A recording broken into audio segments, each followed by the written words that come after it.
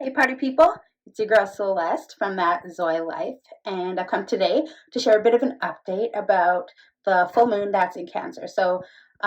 This full moon on January 6th, 2023, happens at 16 degrees and 21 minutes of Cancer at 15:08 Pacific time. So this is a watery full moon, so it really has to do with moon cycles in general are connected to our emotions, but specifically in the sign of Cancer, this is really, really leaning into our emotional identity and our emotional roots. I like to think of full moons as, you know how wheat grows. When wheat grows, chaff grows with it, right? But you can't just like cut off the chaff while the wheat is growing. You have to wait until everything is grown. And then when it's harvest time, you cut off the chaff, the things that you don't want. So that's kind of like what a full moon is like. It's the culmination.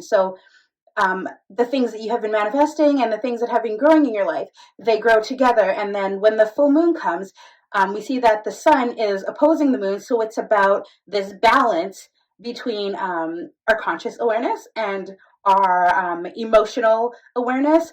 And we make a decision about what we want to keep, what is the wheat, and what we want to culminate, what we want to end. And that is the chaff.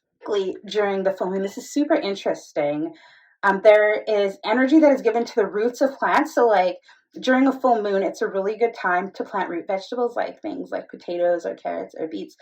So specifically, energy is given to the roots during a full moon because of like the gravitational pull and the scientific aspect of it. So it's really good for root growth. So regarding the full moon situation, you can think of kind of the invisible world the same way that a full moon strengthens the root of something so that we can go and it's okay to prune the stuff that's above the ground, right? Like the stuff that we don't need. It's okay to prune that because during the full moon, it's like we are giving extra energy to our.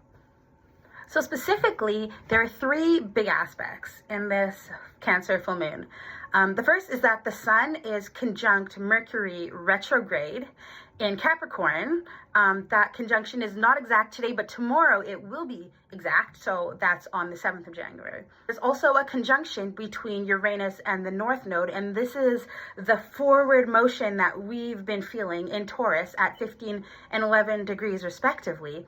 And this conjunction is in a sextile right now to the moon, which talks about an opportunity, and it's also in a trine to the sun. So we have kind of like this, so we've got this formation going on with like a sextile, which is an opportunity, and then a trine, which is a really easy and, really easy and smooth flow of energy between the Uranus and North Node conjunction to the sun and moon, respectively. And then you have the sun and the moon in opposition. So, I mean, that's a lot of science and like talk and words and whatever, but it's like, you know, on a practical level, what does that mean for us? Like, what can we do for our life with this information? Like, how can we implement it? How can we use it to build, you know, what I call it Zoe life, a life that we are excited to wake up to each and every single day?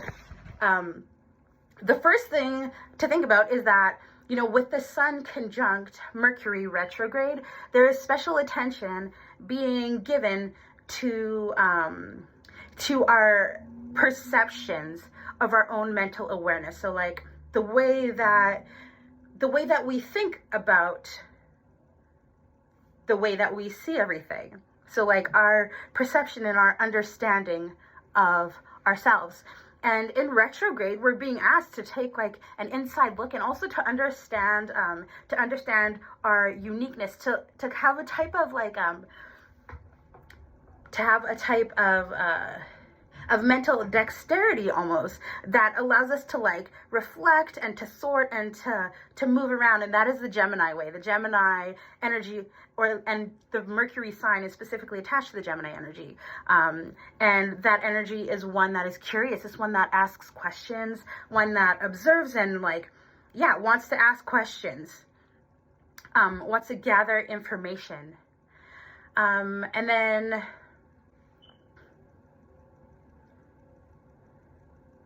And then with the sextile between the moon and the Uranus and North Node conjunction that is in Taurus, We are being given an opportunity. When you see a sextile, that is an opportunity that is available to you when you become aware of it. So it's like, it's something that's not so obvious. It's available for you, but it's not so obvious. Like, it requires a bit of work.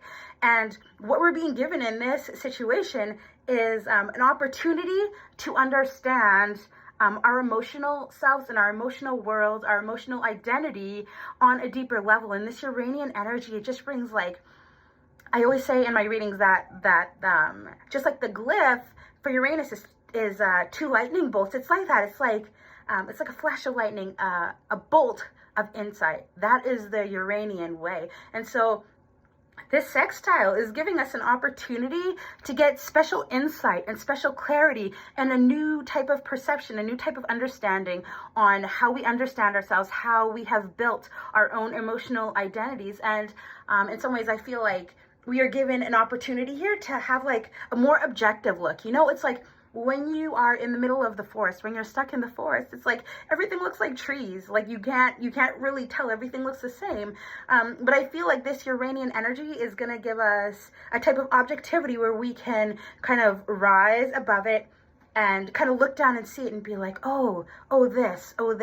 this is where this thought, this mental framework, this mental structure, this is what is what is lending itself to my understanding of who I am.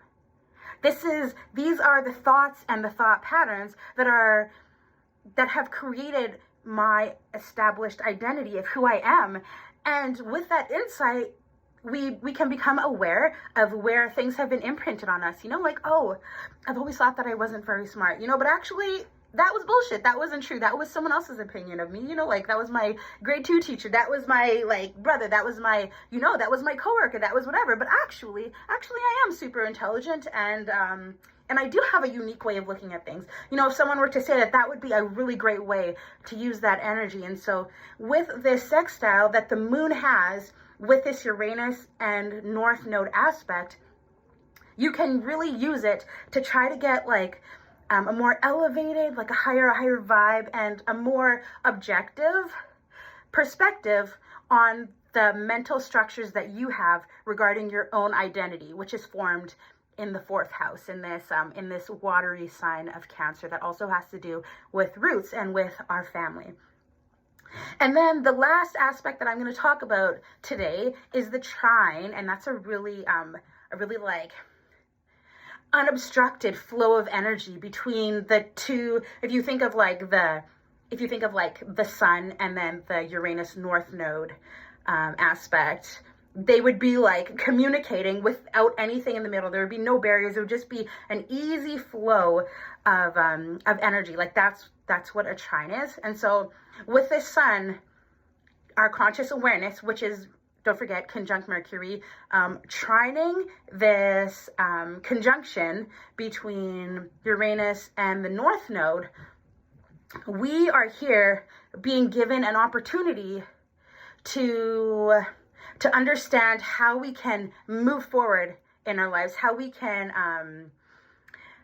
make changes, how we can revolutionize our conscious understanding of ourselves and how we show up, and how we plan for our future, and how we innovate, and how we move forward.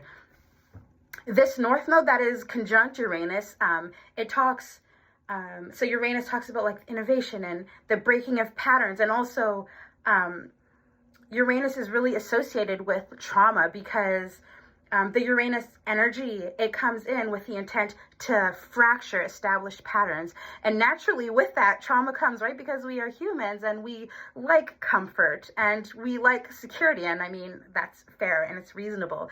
But when you are the person that is tasked, gifted and tasked with the job of bringing newness and bringing revolution and change and innovation, there's always pushback and there's always attention from the other side, which is tradition. And so this Uranian energy, necessarily it is connected to the idea of like trauma and fracturing, and, you know, the emotional challenges that come with being the oddball, right? And everybody has Uranus energy in their chart. So, I mean, we are all doing this in some area of our lives. attached to the North Node, we see here that we are given like insight into how this this differentness, or what can sometimes feel as separateness, what can sometimes feel like separateness, how it is relevant to where you are moving forward, how it is connected to the forward moving vision, the bigger goal. I want to say like the promise, what you're moving towards. And so when we put this together, we can kind of see that we are being given an opportunity to shift our conscious awareness of who we are and where we are going through using the opportunity of understanding our emotional framework and how our perceptions and our thoughts about who we are and how life works, and the foundations, the mental frameworks and the mental structures that we have used as pillars and as kind of a framework, for our life. We can see how using the opportunity to adjust those things in our emotional world will shift our conscious awareness of where we are going, and how we can think of our trauma in a different way, in a way that will help us to live in a way that is more hopeful, that is more light-filled, that is more forward-moving and innovative and revolutionary, and just the delicious life that you want, that you deserve, in fact. And so with this full moon, I just and then I also just think about too, this Cancerian energy is really connected to the ancestral line. And so, so these strokes of insight too can also be, insight that shows you how you are carrying something from your ancestral line and from your family line. Maybe you're carrying things that are not for you, or that you are meant to heal, so you don't have to live with them in a way that is challenging for you.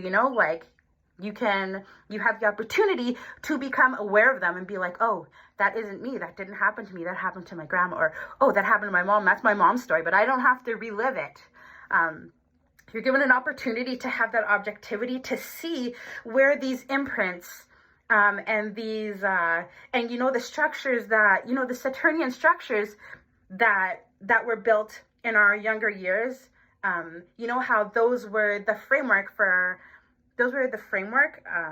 that were established at the beginning of our incarnation, and also now, as adults, as grown people, as people who have freedom and will and a choice and power, that we don't have to live with that if we don't want to. And of course, the choice is always ours.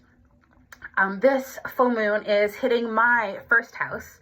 My ascendant sign is Cancer, and I have a Venus and Chiron conjunction right on that ascendant. And then opposing it, I have a Saturn, Neptune, and Uranus conjunction. So I'm feeling this. I'm pretty